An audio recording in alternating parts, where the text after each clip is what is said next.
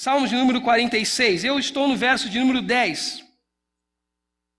Nós vamos olhar os salmos vagarosamente como um todo, como esse cântico de vitória, de gratidão a Deus em meio à guerra, em meio ao desespero, em meio às circunstâncias que fogem ao controle do ser humano. Mas eu quero, por hora, se você me permitir, ler com você o verso tão conhecido que é o verso 10 do Salmo de número 46.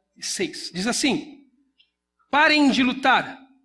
Em algumas outras versões, talvez as mais antigas e mais comum e mais famoso, diz: aquietai-vos.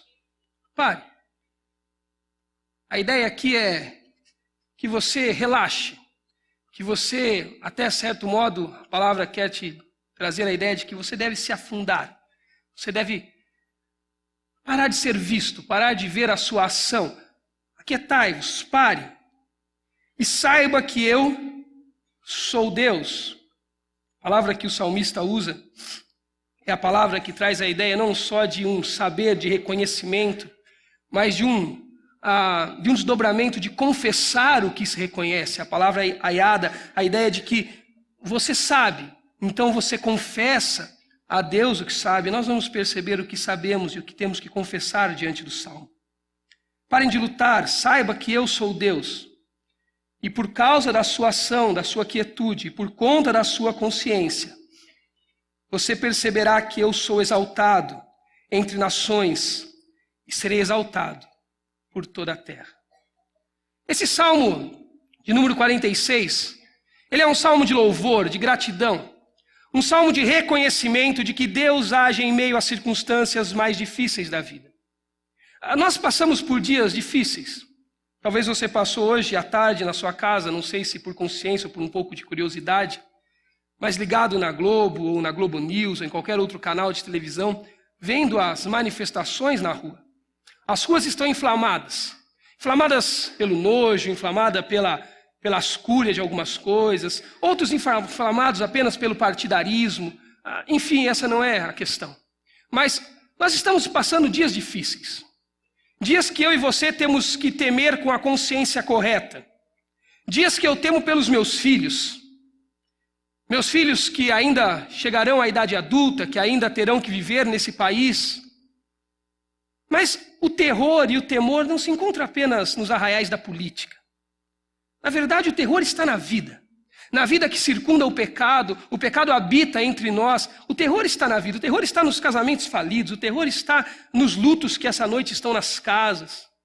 O terror está nas notícias que te assaltam sem que você tenha o menor aviso. Algumas semanas atrás, se você conhece um pouco ali o condomínio onde fica a Palavra da Vida, você sabe que logo na entrada nós temos um ponto de ônibus. Semana passada, algumas semanas atrás, uma menininha que estuda num projeto social da Palavra da Vida estava naquele ponto de ônibus de um lado da rua.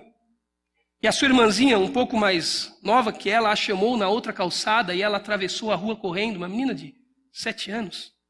E um carro pegou ela em cheio e ela morreu na hora. Isso é terrível. Isso é terror. Um amigo nosso, de Brasília, foi viajar para os Estados Unidos para visitar sua filha, que vivia lá. Chegou lá, sua mulher foi tomada de um mal súbito e faleceu. Foi enterrada ontem, há 15 dias, tratando do traslado do corpo. Há 15 dias atrás ela faleceu. Isso é terrível. E talvez essas são as histórias que eu conheço. Tem as minhas histórias que eu poderia te contar. Confesso que eu não tenho tanta coisa terrível para te contar hoje. Além da derrota do Corinthians na quarta-feira, é a única coisa terrível que eu me lembro agora, que realmente me tomou muito essa semana. Mas você tem as coisas terríveis da sua vida. E esse salmo, o salmo de número 46, é um salmo que está sendo escrito em meio às circunstâncias horríveis da vida.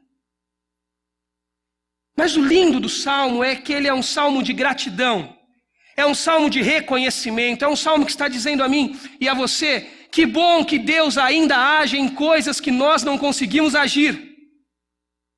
Que bom que Deus não é parado quando nós paramos. Que bom que Deus não é travado em suas ações, mesmo quando nós nos vemos totalmente desprovidos de qualquer ação que possamos tomar diante das circunstâncias.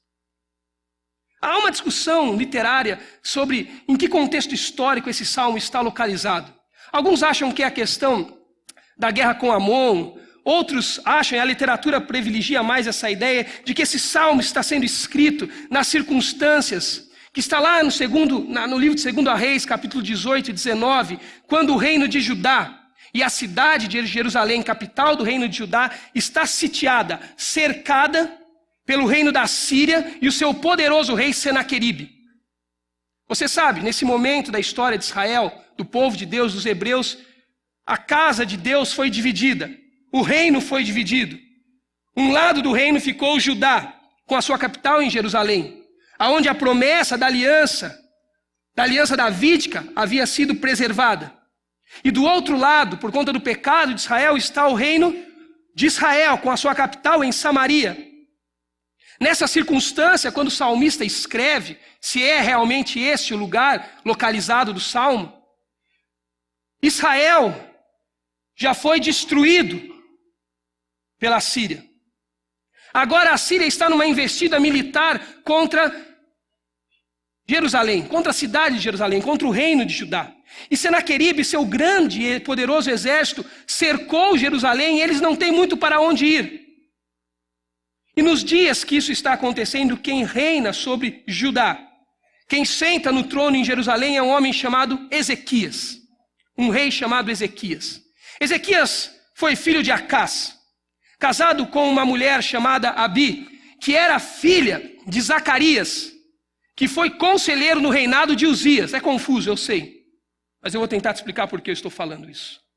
Ezequias é um homem que chega para reinar sobre Judá em um momento onde Judá havia se esquecido da aliança com Deus. O seu pai Acás, submissamente, se entregou ao rei Senaqueribe e pagava impostos à Síria, para que a Síria não fizesse investidas militares. Eles se renderam sem lutar. Eles traíram a aliança do Deus de Israel sem lutar. Eles tiraram os altares, os lugares de adoração, cancelaram o culto a Yahweh. Mas quando Ezequias chega para reinar sobre Judá, Ezequias, influenciado por bons motivos que tinha, inclusive da sua mulher, de pessoas tementes a Deus na família da sua mulher, ele restaura a aliança de Judá com Deus. Ele restitui a adoração a Yahweh. Ele devolve ao Deus de Israel a autoridade que lhe era cabível no reino de Judá. Mais do que isso, Ezequias cancela todos os pagamentos de impostos que demonstravam total e restrita submissão a Senaqueribe e a sua poderosa Assíria. Obviamente, Senaqueribe não ficou feliz. Senaqueribe, que nessa altura já tinha destruído Israel, já tinha destruído a própria Síria, que já havia dominado mais de 40 cidades do reino de Judá, agora chega com o seu exército e sitia Jerusalém. Impede que aqueles arquedutos que irrigavam a cidade com água, lembra dos famosos arquedutos? Façam que a água chegue, eles interrompem a irrigação da cidade, o abastecimento da água. A cidade fica sitiada, em estado de miséria. É nessa situação que Judá está. Prestes a se entregar, prestes a dizer, Deus não tem mais o que fazer. Talvez o melhor mesmo seja nós devolvermos a Ezequias, a Senaqueribe, a autoridade. Talvez o melhor seja pagar impostos. Talvez o melhor seja parar de te adorar, Deus. Porque Senaqueribe está à porta. Senaqueribe tem um exército poderoso. Talvez o melhor, como foi feito em algum momento, seja fazer acordo com povos pagãos, como o Egito. Essa é a circunstância terrível do cenário de um povo, de uma nação como Judá. Opressão, ameaça, tendo que se submeter a um rei que se considera o Deus do momento. A questão é, onde Deus está em todas essas circunstâncias? Nós não somos diferentes desse povo. Nós, por vezes, vemos a nossa vida sitiada, ameaçada, não abastecida, cheios de possibilidades de nos rendermos de formas erradas, mas talvez fosse melhor agora fazer assim. Mas olhe como o Salmo se descreve a nós nesse momento tão terrível que o povo de Judá está passando. Se você pegar a sua Bíblia e voltar um pouquinho comigo ela para o livro de 2 Reis, você vai ver o exato momento onde Senaqueribe está sitiando, lá no capítulo 18, a cidade de Jerusalém, e colocando terror sobre Ezequias e todo o seu povo. Eles chegam às portas da cidade, o rei Ezequias manda alguns mensageiros conversar com os mensageiros de Senaqueribe. Os mensageiros de Senaqueribe dizem aos mensageiros de Ezequias o que eles deviam fazer para não serem atacados. O negócio é tão tenso, o momento é tão complicado, o povo está tão fragilizado, que chega um momento, os mensageiros de Ezequias dizem para os mensageiros de Senaqueribe: olha, por favor, se vocês puderem, não falem em hebraico. Falem na língua de vocês, porque vocês falam em hebraico e os homens de Judá que estão sobre os muros, eles ouvem e entendem, e isso vai desanimá-los. E os mensageiros de Senaqueribe dizem: acaso não viemos falar com eles também? Acaso não é para eles que nós estamos dando um recado que ou eles se rendem a nós ou eles vão beber da mesma urina e se alimentar do mesmo excremento? Está no texto que Ezequias vai se alimentar e vai levar todos a isso também. Então eles diz aqui o texto, que eles levantam a voz, eles gritam em hebraico, para aterrorizar, para amedrontar, para acuar o povo.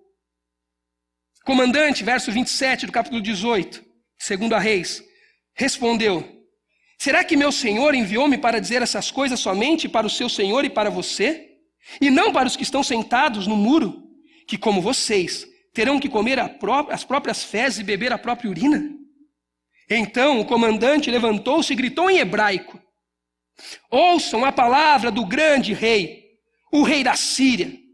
Assim diz o rei: não deixem que Ezequias os engane. Ele não poderá livrá-los da minha mão. Não deixem Ezequias convencê-los de confiar no Senhor, quando diz: com certeza o Senhor livrará esta cidade e não será entregue nas mãos do rei da Síria. Não deem ouvidos a Ezequias. Assim diz o rei da Síria: façam paz comigo e rendam-se. Então cada um de vocês comerá de sua própria videira e de sua própria figueira e beberá água da sua própria cisterna. Há pelo menos 3 grandes ameaças que Senaqueribe manda fazer a esse povo. Talvez 2 e uma grande recompensa, se eles aceitarem as ameaças. Primeiro, ele diz: olha, Deus não é suficiente. Segundo, ele diz: olha, o serviço para Deus não é bom. Não deixe Ezequias enganar vocês, Judá. Se Ezequias anda pregando por aí que Deus vai livrá-los, que Deus vai salvar Jerusalém da Síria, é mentira. Se Ezequias está dizendo por aí que é melhor servir ao Deus de vocês e não ao Deus da Síria, não a Senaqueribe, é mentira. Vocês vão morrer, vocês vão cair, a cidade vai cair. Mas se vocês se entregarem a Senaqueribe e a Síria, nós vamos dar para vocês uma cidade como aquela que Deus prometeu e não deu. Vocês vão beber de uma cisterna própria. Vocês vão comer do fruto de uma vide própria. Basta vocês se renderem a Senaqueribe. No meio das pressões da vida, no meio da vida que nos assalta com seus ineditismos de terror, que nem sempre no cristianismo nós temos uma resposta enciclopédica para cada uma delas. Nós somos tentados constantemente a ceder a Senaqueribes, a nos render a cercos como o da Síria. Mas olha o que o salmista fala no Salmos 46, que lindo. Volte, se você puder, a sua Bíblia comigo lá no Salmos 46, ele diz assim: mas no meio dessa guerra, no meio desse terror todo, ele está dizendo para Ezequias: acalme-se, filho, pois o cenário pode ser terrível, as circunstâncias podem ser avassaladoras. Cada noite no jornal pode vir uma notícia pior que a de ontem. Cada delação premiada pode trazer notícias mais avassaladoras do que a última. Cada horário de se pegar um ônibus pode terminar numa tragédia. A vida é assim, Ezequias. A vida nem sempre é fácil. A vida nem sempre é feita de reinos unidos. A vida nem sempre é feita de uma Judá sem perigos. A vida é feita de Senaqueribes. A vida é feita de comandantes maus. A vida é feita também de Assírias, impérios maus. Mas olhe, Ezequias, ainda que tudo pareça catastrófico, terrível, ainda que Senaqueribe e todas as hostes do mal consigam transformar o cenário da vida de Judá terrível, Senaqueribe não vai fazer comigo o que ele vem fazendo com deuses de muitos impérios, porque eu sou Deus, Ezequias. Eu sou Deus. Olhe no verso 1, Ezequias, quem eu sou. Eu sou Deus, Ezequias. Eu sou segurança em meio ao perigo. Eu sou refúgio e fortaleza, auxílio presente na adversidade, Ezequias. Nos meus 11 anos de pastoreio em igreja local,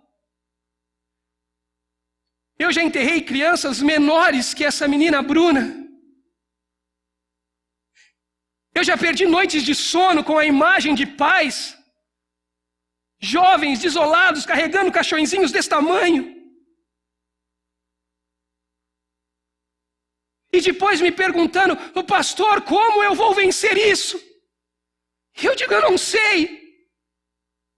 Eu não sei como faz para a dor passar, eu não sei quando isso termina. Eu nem sei se não vai acontecer de novo com você, se você se arriscar a ter outra criança. Mas eu sei que é um Deus que é abrigo em meio ao perigo. Amém? Que é refúgio, fortaleza, socorro presente, auxílio, ele não tarda. Ele chega em tempo oportuno, com recursos necessários. Mas ele é mais do que isso. Olha o verso 2 e 3, no meio do perigo ele está dizendo: ei, Ezequias, eu sou Deus. E quando tudo sair do controle, Ezequias, olha o que ele diz: ainda que os montes afundem do coração do oceano, ainda que estrondem as suas águas turbulentas, e os montes sejam sacudidos pela fúria. Uma questão escatológica sendo trabalhada aqui. Alguns, depende da visão escatológica de cada um, vai ler o Salmo da maneira escatológica que a sua hermenêutica permitir. Mas há uma questão cataclísmica aqui, escatológica, do fim dos tempos. Há coisas que você não vê por aí. Você não sai por aí e vê montes balançando. Senão você precisa de um médico. Você não sai por aí e vai na praia e vê o coração dos montes, o monte indo para o coração do oceano. Os elementos naturais estão reagindo de forma que as mãos humanas não podem controlar. Que ou Deus age, ou nada mais pode ser feito. Não diferente da Síria sitiando Judá. Ezequias, lá no capítulo 18, vai orar a Deus por vezes e dizer: Deus, e agora? E agora, Ezequias, não é com você, amigo. Ou você consegue trazer de volta do coração do mar montes? Ou você consegue aplumar montes que tremem? Não, Deus, não consigo. Então é comigo. Sou eu, Ezequias. Sou eu. Sou eu o Deus que, quando tudo foge ao controle, eu ainda não fui pego de surpresa. Deixa eu te contar uma coisa. Sem nenhuma referência política, porque eu não tenho nenhuma intenção disso, mas deixa eu te contar uma coisa. Deus não foi pego de surpresa com a realidade brasileira dos nossos dias.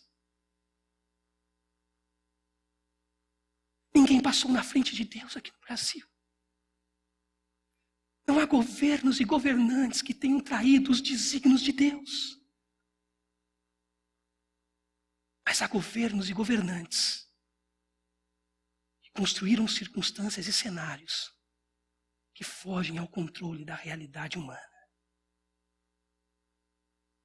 Mas Ele é Deus. Ainda que todo esse cataclisma aconteça, ainda que os montes sacudam, que o mar engula as montanhas, Deus não foi pego desprevenido. Olha o que ele fala no verso de número 4 e 5. Olha Ezequias, ainda que tudo dê errado, Ezequias. Ainda que Jerusalém não seja mais irrigada, ainda que Jerusalém não seja abastecida, ainda que vocês fiquem em miséria, trancados naquela cidade, sitiados, Ezequias, há um lugar onde rios ainda correm. Porque o que significa um rio em uma cidade? Vida. Quando você vai estudar na escola, história, geografia, como estão valorizados os rios? Porque é por meio deles que a vida parece conseguir sobreviver. Jerusalém é uma cidade sem rio. Não há rio em Jerusalém. Jerusalém está sendo irrigada de outras formas. Mas mesmo que Jerusalém seque, Deus está dizendo, há um rio, Ezequias. Canais que alegram a cidade de Deus. O santo lugar onde habita o Altíssimo, Deus, nessa cidade está. Ela não será abalada. Deus vem em seu auxílio desde o romper da manhã. Você me entende? Deus está falando para mim, para você, falando para Ezequias. Ainda que as circunstâncias te apavorem, ainda que os recursos se sequem, ainda que o rio pare de correr, há um rio que corre do trono de Deus. As águas são límpidas. Lá onde há uma cidade fortificada, fontes que saciam, e um guarda, o guarda de Israel, que é poderoso, que não vacila, que guarda a sua entrada e a sua saída, e ele é fiel, confie. Isso é muito lindo. Porque as nações não vão parar de se agitar, diz o verso 7. Os reinos vão abalar, erguer a voz, mas Deus vai erguer a voz, e a terra se derrete. O Senhor dos exércitos está conosco, o Deus de Jacó é a nossa torre segura. Venham todos vocês e vejam a obra do Senhor, seus feitos estarrecedores na terra. Ele dá fim às guerras até os confins da terra. Quebra o arco e despedaça a lança. Destrói os escudos com fogo. Deus está dizendo, no meio do cenário catastrófico, eu ainda luto. Eu ainda sou abrigo seguro. Mesmo que as montanhas abalem-se, mesmo que as nações abalem todas as coisas, mesmo que Senaqueribe e a Síria nos bote medo, ainda há um rio que corre do trono de Deus, que constrói para você em um lugar, em uma esquina onde você encontra o Redentor do universo, uma cidade fortificada, aonde um guarda fiel não vacila, pois guarda a sua entrada e guarda a sua saída. É assim que a vida acontece. Mas há 3 conselhos que eu entendo desse texto, que eu trago para a minha espiritualidade, para o meu viver diário, que eu acho que no meio das circunstâncias, eu quero deixar você com eles. No meio desse cenário destruidor, catastrófico, desse cataclisma que o salmista está descrevendo, aonde Deus promete ser abrigo, segurança, aonde Deus promete irrigar as nossas vidas com um rio que corre dele, Há 3 conselhos que você precisa absorver do salmista para que você vivencie essa realidade de abrigo em meio ao desespero. E elas estão no verso 10, que iniciamos a nossa noite lendo.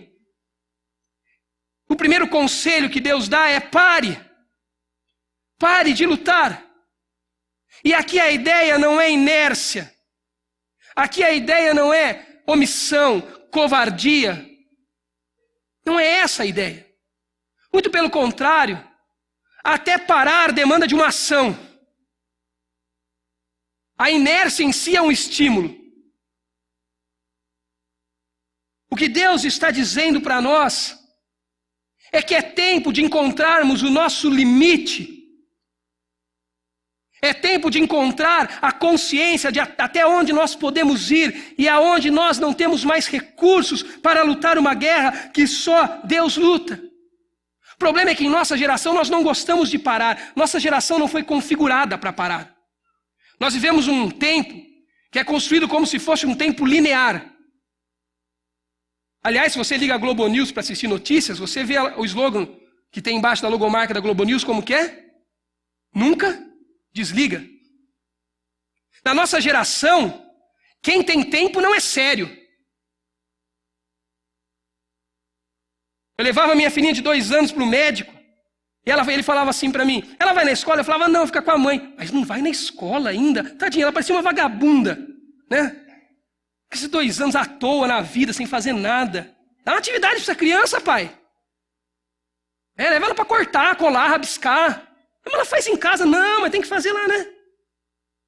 A gente não gosta de parar. Na nossa geração, parar é covardia. Mas a pausa é uma necessidade intrinsecamente humana, a realidade humana, a composição humana. Deus fez as coisas para serem assim, a noite para o dia, a primavera para o inverno, o sono para o corpo, a morte para a vida. Está intrínseco na realidade humana parar. Por isso que Deus pode tranquilamente fazer o mundo em 6 dias e descansar no 7º. Sabe por quê? Porque Deus sabe que é intrínseco à atividade, à pausa, que é necessário. O problema é que só pode parar quem tem total consciência da missão que está metido. Guarde isso. Só consegue parar quem tem total consciência da missão que está metido. Se você chegasse para Deus no Éden, quando ele termina no 6º dia de criar o mundo e acorda no 7º para descansar, se é que Deus dorme, ele não dorme, né? Mas vamos fingir que ele acordou no 7º para descansar, e você fala assim, Deus, acho que o Senhor não devia parar ainda não. Eu acho que, está vendo ali aquele lado leste ali do jardim? Talvez ali coubesse mais umas 4 árvores para dar uma arborizada. A grama, eu não gosto desse tom de verde, Deus, sabe? Podia ser um verde diferente. Deus falaria para você, não, já acabou. Porque quando eu comecei, eu sabia onde eu ia chegar. Porque eu sei exatamente qual é a missão que eu estou metido. Eu sei exatamente o que eu estou fazendo. E quando você sabe o que você está fazendo, parar é um detalhe, porque você sabe quando é tempo de parar e quando é dia de começar de novo. Por isso que o mercado de trabalho é tão frenético, porque a gente não sabe mais o que está fazendo. A gente não sabe mais quanto dinheiro precisa para viver. A gente nem sabe viver na mesma casa para o resto da vida. Nós não entendemos a missão. Então não tem condições de parar. O salmista está dizendo, olha, para você entender que no meio do sufoco, Deus ainda é presente, é abrigo seguro, você tem que saber parar. Você tem que saber que essa missão que você está metida, você não está metido sozinho, Deus está com você. Há recursos que só ficaram com Ele, que você não tem, que Ele não compartilhou, não são atributos comunicáveis a você, só em Deus está esses recursos. A segunda coisa, o segundo conselho, Ele está dizendo, saiba, reconheça que eu sou Deus. Como eu disse para vocês, a palavra que ele usa, Yada, é a ideia de que você vai conhecer as circunstâncias. Eu sei, Deus, a coisa está complicada. Eu vou compreender o que está acontecendo aqui. Então eu vou confessar que só o Senhor pode ser Deus diante dessas circunstâncias terríveis. Só o Senhor pode salvar a nossa nação. Embora a nossa ação seja importante, só o Senhor pode curar o coração desesperado daquela família que perde uma menina atropelada numa cena boba. Só o Senhor pode curar o seu coração diante do desespero que Senaqueribe te impõe. Mas para Deus fazer, ou para você entender que Deus faz, você precisa parar. Reconhecer que diante das circunstâncias há recursos que só nele se encontram. E confessar a Ele dizendo, Deus, eu reconheço que o Senhor é Deus. E que diante das circunstâncias que estão me impondo, ou que eu mesmo me impus, ou que a realidade impôs, não há mais recursos que eu possa despender, a não ser os recursos que só no Senhor estão, que só no Senhor eu encontro. Pare. Saiba que Ele é Deus. É difícil entender o grande eu sou, porque nós gostamos de nos relacionar com Deus, dando a Ele, racionalizando Ele, quantificando Ele, querendo viver com Ele numa relação empírica de experiências. Mas deixa eu te dizer, Deus não pode ser quantificado, Deus não pode ser qualificado, Deus não pode se relacionar com você sempre de forma empirista, Deus não pode ser nem sequer racionalizado na sua totalidade por você. Ele é Deus. A teologia, a filosofia se debate por séculos até sobre a questão do conceito de existência de Deus.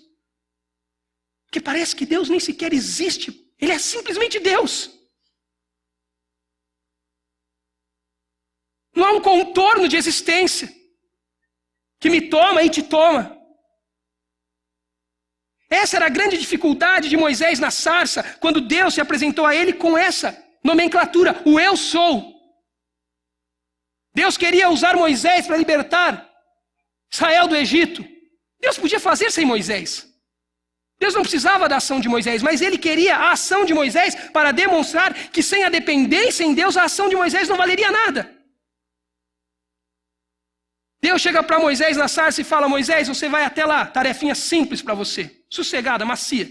Sabe aquele cara que quer te matar, colocou sua foto em tudo que é poste, no Egito, aí nas cidades, você vai lá e vai simplesmente bater na porta do palácio e falar assim, Deus, ô faraó, sabe o povo lá que gira a economia do Egito, que trabalha como escravo? Então, o meu convite para você é muito simples, faraó. Você vai mandar eles embora, prestar culto no deserto, eles vão embora para Canaã, você vai falir, sua economia vai à bancarrota, mas você vai mandar eles embora, tá bom? Simples, Moisés. Mas Deus, não dá, o cara quer me matar. Deus. E outra, eu nem sou muito bom, eu não falo bem, eu não sou eloquente. Tá, a gente manda alguém com você, Moisés, não tem problema, o que não falta é porta-voz aqui no povo. Mas Deus, mas não é assim, Deus, eu vou chegar na cara e na coragem, vou bater lá no palácio. Como que eu vou falar? Como vão deixar eu entrar? Sei lá, me dá, um crachá de uma ONG, o seu nome, para eu protocolar no palácio, pra gente, né, pro faraó me receber, Deus. Mas era isso que você queria, Moisés, meu nome? Meu nome eu te dou, é fácil. Vai lá, bate na porta, manda te avisar lá que o eu sou te mandou. Se eu sei, né? Estou te vendo, eu sei que o Senhor é Deus. Ainda não estou esquizofrênico. Então, seu nome, seu RG, CPF, como que eu... Em nome de quem eu falo, Deus? Não, você que não entendeu, Moisés. Manda avisar para o faraó que eu sou te enviou. Que eu sou antes de você, Moisés. Eu sou antes dessa sarça que arde. Eu sou antes do faraó, eu sou antes do Egito. Eu sou, Moisés. E enquanto você não parar de insistir, enquanto você não entender, Moisés, que você pisou em terra santa, ou você vai ou você morre. Enquanto você não entender, Moisés, não ganhar a consciência de que você pode ir aonde você quiser, porque o eu sou está com você, você não vai, Moisés. Eu não sei qual é o seu desespero essa noite. Talvez você não consiga nem conjecturar o que passa uma mãe que perde uma menina de 5 anos atropelada. Mas eu quero te dizer essa noite, no meio do desespero, se você parar e você ganhar a consciência, absorver a consciência de que o eu sou está com você, as coisas vão funcionar na sua vida. Talvez Senaqueribe não vá embora, talvez a Síria continue a apertar o cerco, mas você vai entender que no meio do desespero há abrigo seguro.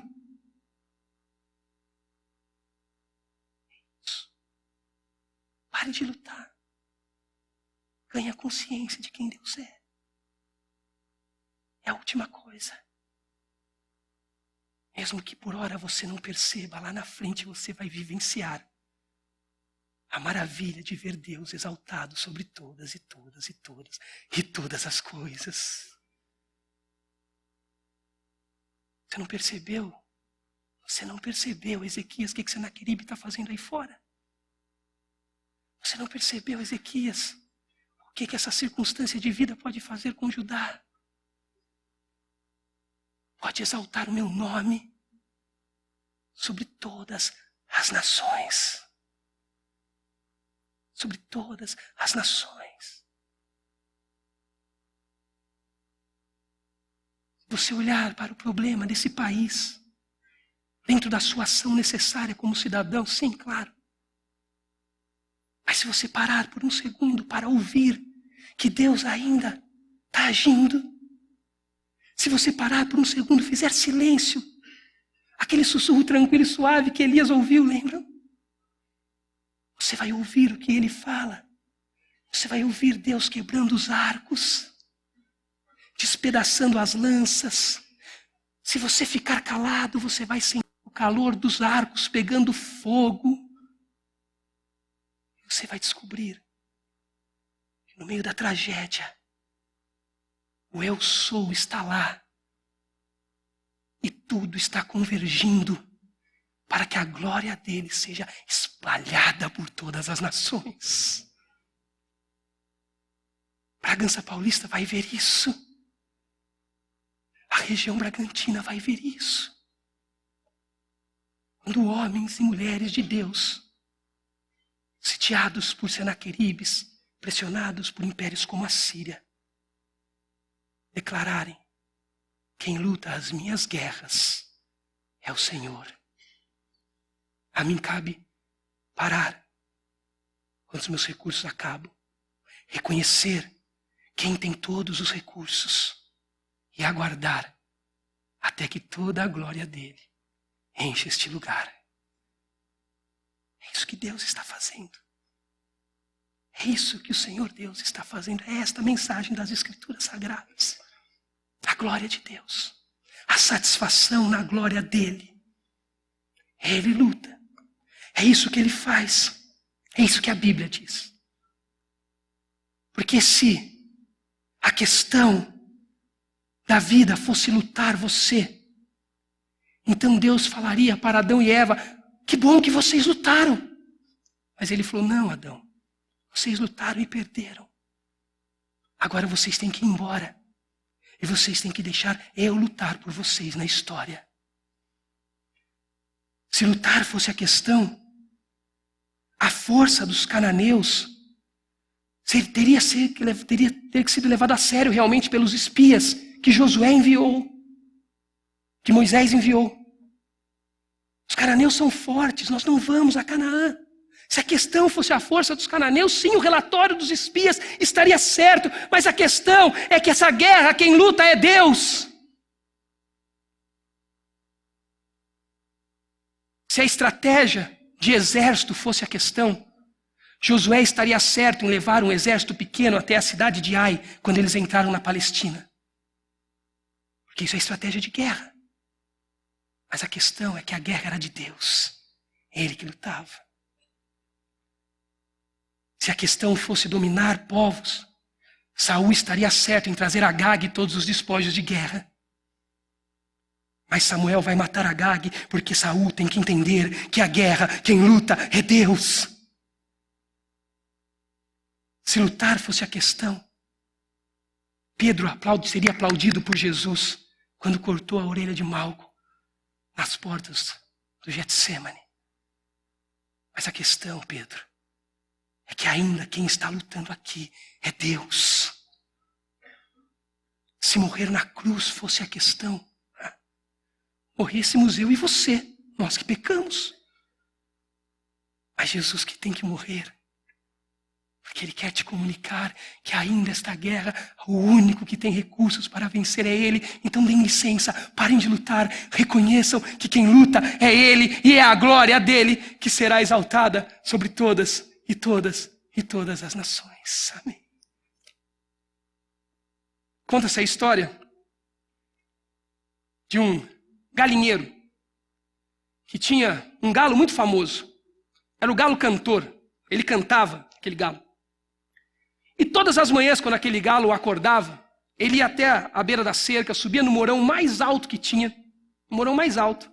Ele enchia o peito, abria a garganta e soltava um lindo canto. Era o galo cantor. Ele era famoso no galinheiro, todo mundo conhecia ele. As galinhas ficavam animadas com ele. Os galos invejosos. Ele era famoso no galinheiro. Ele acordava, cantava e o sol nascia.